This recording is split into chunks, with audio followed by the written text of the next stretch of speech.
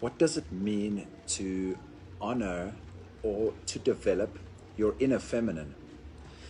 If you had said this to me probably 2 years ago, I would have had no idea what you were talking about, and I would have probably ignored everything else that came after an introduction like that. Because in the world that I grew up in, there was part of me that had no idea that someone in a male body like me had access to feminine energies. The way that I was brought up is that I was male and then there was female, and we were inherently different, obviously physically. And I realized that energetically we were different as well. Women tended to be more emotional, guys tended to be more logical.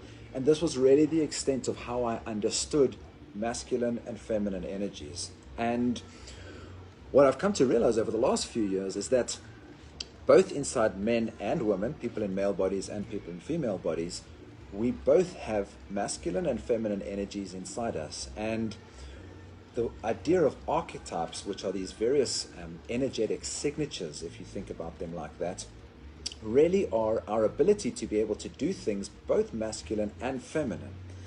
And so what does that have to do with the law of attraction? What does that have to do with anything, actually? Why is this even important? For many of us, I'm using me as an example, you grow up in a world where you're supposed to be a specific way because you're in a male body. And for me, what that meant was that I often suppressed the feminine parts of myself, the parts of myself that wanted to show my emotions, for example, to show up vulnerably and to do things like that, because I had a very strong, what's referred to as an overdeveloped masculine. So we are doing a live stream tomorrow with a guy called Aaron, who is an expert on understanding the difference between masculine and feminine energies. And the reason we are having this interview with him is because last week we did an event in this group where we spoke about relationships. And we had Araminta, who's a relationship expert, unpacking various ideas about how to relate. And this idea of masculine and feminine came up. So what I'm going to do today is quickly share one or two things about my journey with masculine and feminine. And I'm going to take some questions. I'm going to give you the opportunity to ask if you have any idea that you have masculine and feminine energies inside you. Are they properly integrated? Or do you have a more overdeveloped masculine or a more overdeveloped feminine? And again, I just want to reiterate that this can be true for people in a male or female body. You see some men that are really quite soft, and maybe they lack the development of their masculine, which means they need to maybe show up a little bit more forcefully and have a better plan and do the tasks and movements and things that are more synonymous with masculine energy. For me and Gareth a few years ago, I had an overdeveloped masculine. I was very strong at going out into the world. I was very strong at having a plan and implementing it and rolling it out. But I could have taken a bit more time to acknowledge and integrate my feminine. And what that meant for me was being a little bit more in touch with my emotions, being a little bit more in touch with other people's emotions. And when you've got too much of a development in one area, this is the same for everything. It's a bit like going to yoga and only doing right triangles. And what that means is that you don't develop the other side of your body in a harmonious way. So let me know your journey with masculine and feminine. If this makes sense to you, if this is the first time you've heard about it, perfect, because I really want to hear your questions about what you would like us to cover tomorrow when we drop in with Aaron, who is this expert on the difference between masculine and feminine.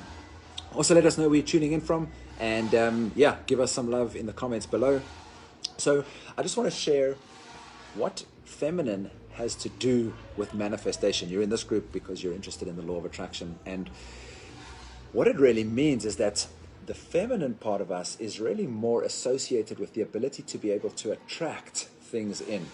If you think about it in the plant kingdom, the natural kingdom, think about an animal that goes out to hunt. It tends to be very masculine. It goes out there, it has a plan, it stalks, it moves in a specific way, and then it moves and has a strategic plan to take something like that, strong masculine energy. Something like a Venus flytrap is more feminine. It waits, makes itself super beautiful, super enticing, and it attracts its prey in, and then takes it to be able to integrate and catch its prey. And this is more a feminine energy. So this is the difference between masculine and feminine. And so in order to be able to understand how to balance two of them is really to be able to identify both of them and to be okay and recognize that we have both masculine and feminine energies inside ourselves. So Dave says, hey, watching from South Africa. Welcome, brother. How's it? I'm also from South Africa. Will you be showing us how to balance both energies? Yes, this is the idea of the training that we're going to be doing tomorrow. Tomorrow is going to be a very brief introduction to understanding the difference between masculine and feminine, and specifically tomorrow, the 3 keys for how to use feminine energy to be able to use the law of attraction by understanding our feminine energies. The program that Erin is going to introduce to you tomorrow is an entire symposium on developing your feminine archetypes, and he's got a whole conference that he's busy putting together, and so it felt like a really interesting time to be able to do this. So let me just quickly share 2 things with you that can show you how to balance your masculine and your feminine, and this is what's worked for me. As you start to understand these archetypes, these various energetic signatures that you have, you can start to see where you're overdeveloped and where you're underdeveloped. And the best way that I've found, and this is the work that I've picked up from my partner Araminta, is to be able to identify your inner masculine and your inner feminine. What that means is give them an actual name, give them a persona, let them be somebody. So for me, I didn't have a feminine per se. I had Gareth. That was it. I had no idea. And what that resulted in was the suppression of my feminine. And so as I started to identify that I needed to create this feminine for myself, I created a persona. And so I have Diana. She's named after Princess Diana. And this is my inner princess, my inner girl. And what is Diana? And now this is the work. Create an inner masculine and an inner feminine. And then write down what they both like.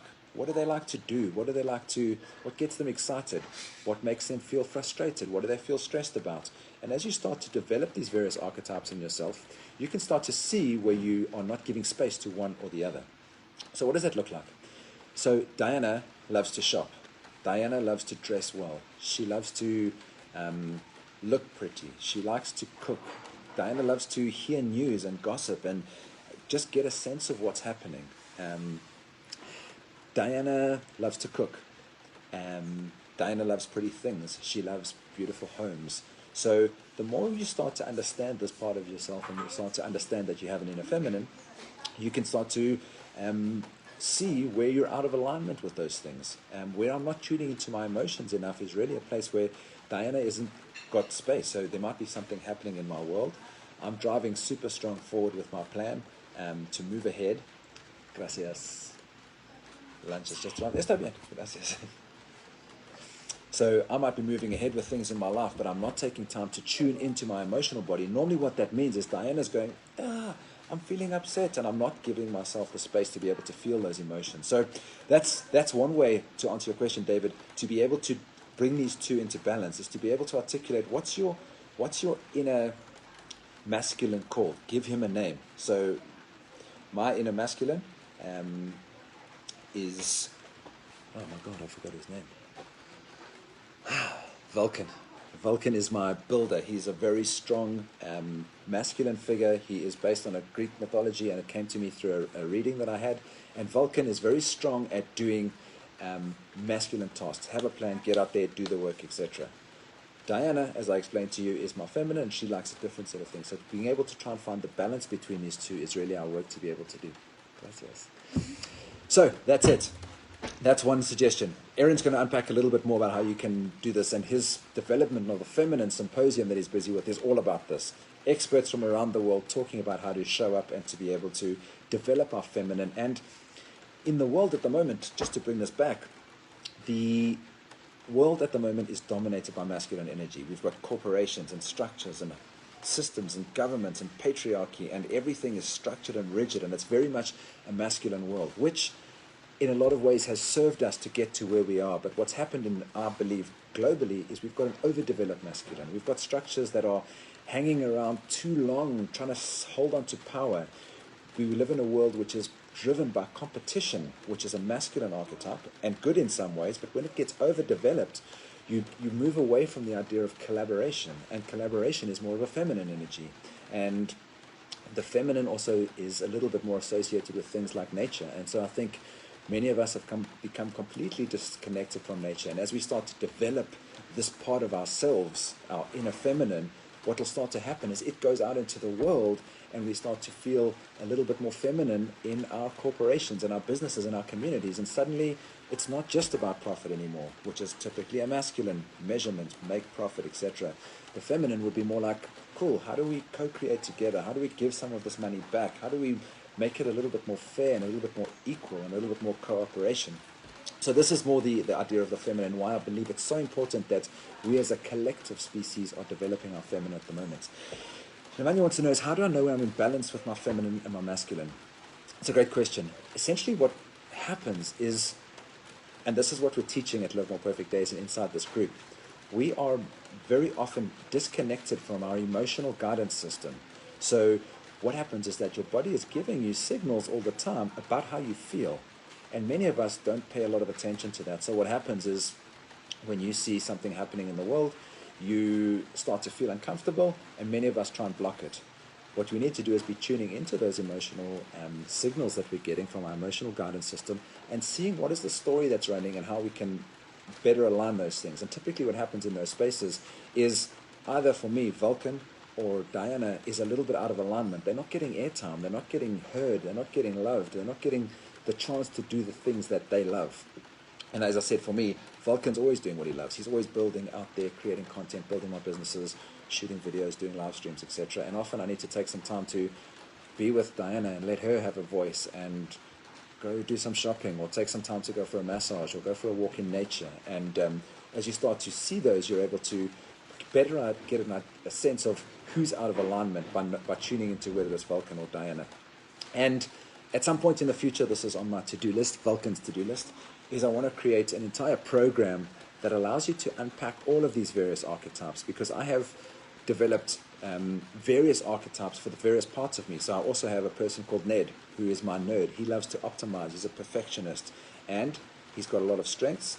And potentially where your strengths go too much, they can become your blind spot, where you go into perfectionist. And so many of us have an internal perfectionist. Many of us have an internal saboteur, the person who always thinks about the worst case scenario and is looking out for us and looking out for the collective inner family, these various archetypes that we have inside us. But often it can lead you completely out of the ballpark of being able to even show up, because you always think of the worst case scenario. So you need to make sure that all of these various, I call them family members, inside yourself are all in alignment. And the only way you can align them is by identifying them and knowing who they are.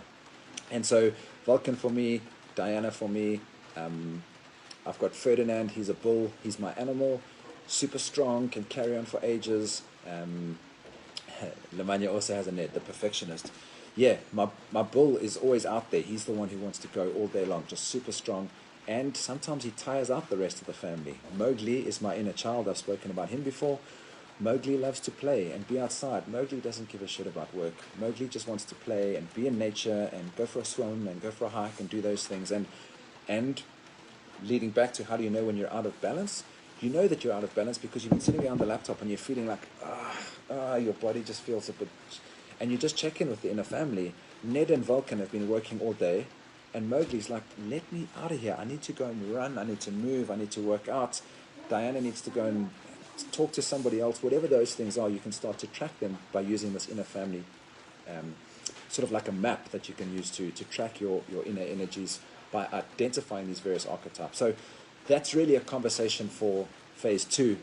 For tomorrow, we are going to be checking in with Aaron, who is going to share the 3 keys to orgasmic manifestation, and he's going to talk about his symposium of the integrated feminine. And as I said, based on what's happening in the world at the moment, I think we need a little bit more time for all of us to tune in to our inner feminine and say, you know what, it's not so much about competition anymore. Let's move more to a world of collaboration where there's more than enough resources on this planet for everybody, but let's distribute them a little bit more equally. Let's tune into the part of ourselves that is working in competition the entire time, and let's let go of some of those beliefs. Let's find a way to develop and give space to our inner feminine, and that's going to be something that we're going to unpack with Aaron tomorrow. So I hope that you found that useful. You can find out about this event inside our Facebook group, the Law of Attraction and the Secret Facebook group.